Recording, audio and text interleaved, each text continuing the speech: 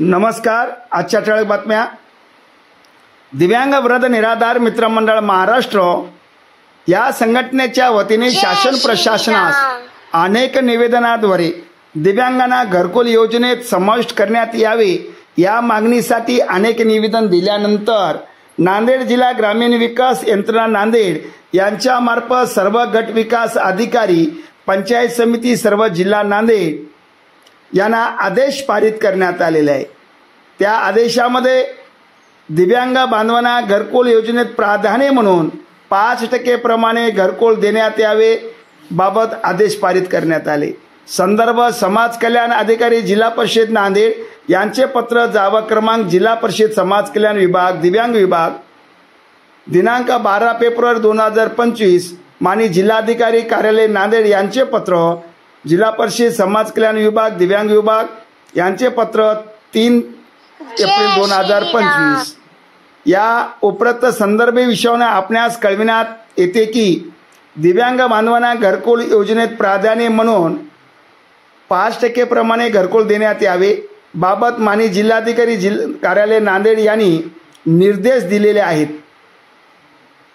नांदेड जिल्ह्यातील दिव्यांग वृद्ध निराधार मित्रमंडळ महाराष्ट्र राज्य यांच्या निवेदनाद्वारे माननीय जिल्हाधिकारी नांदेड यांनी दिनांक 4 ऑक्टोबर 2024 रोजी सुनावणी घेऊन शासन निर्णयानुसार दिव्यांगांना 5% प्रमाणे प्राधान्य देण्याबाबत योग्य ते कारवाई करावी व प्रधानमंत्री आवास योजना ग्रामीण आवास 5+2 अंतर्गत सुरू होणाऱ्या सर्व सर्वेक्षणामध्ये शासन निर्णयातील तरतुदीनुसार विविध प्राधान्याने दिव्यांगाची विविध नमुन्यात नोंद घेण्याबाबत आपल्या स्तरावरून ग्रामपंचायत स्तरावरील ग्रामपंचायत अधिकारी यांना लेखी कळवावे व केलेल्या कारवाईचा अहवाल या कार्यालयास तात्काळ कळविण्यात यावे माननीय जिल्हाधिकारी नांदेड यांनी आदेशित केलेले आहे.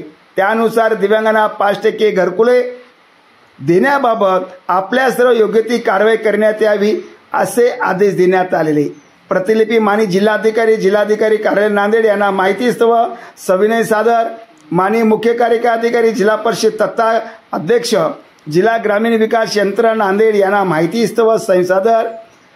जिल्हा समाज कल्याण अधिकारी समाज कल्याण कार्यालय जिल्हा परिषद यांना माहितीस्तव आणि श्री चंपतराव डाकोरे पाटील संस्थापक अध्यक्ष दिव्यांग वृद्ध निराधार मित्रमंडळ महाराष्ट्र राज्य यांना माहितीस्तव सादर करण्यात आलेले आहे. तरी नांदेड जिल्ह्यातील सर्व दिव्यांग बांधवांनी होत असलेल्या सर्वेक्षणामध्ये घरकुलच्या सर्वेक्षणामध्ये दिव्यांगाचे लाभ मिळवण्यासाठी दिव्यांगांना घरकुलाचा लाभ मिळवण्यासाठी आपली नोंदणी आपल्या ग्रामपंचायत कार्यालय ग्रामसेवकाकडे दिव्यांग असल्याचे प्रमाणपत्र देऊन करावे आणि ज्यांचे नाव घरकुलामध्ये असेल त्यांनी प्राधान्य म्हणून 5% घरकुल देण्याबाबत शासन निर्णयानुसार आपल्या पंचायत समिती स्तरावर प्रयत्न करावे असे आवाहन दिव्यांग वृद्ध निराधार मित्रमंडळ महाराष्ट्र या संघटनेच्या वतीने करण्यात येत आहे. तर नांदेड जिल्ह्यातील सर्व दिव्यांगांनी यांचा लाभ घ्यावा ही नम्र विनंती.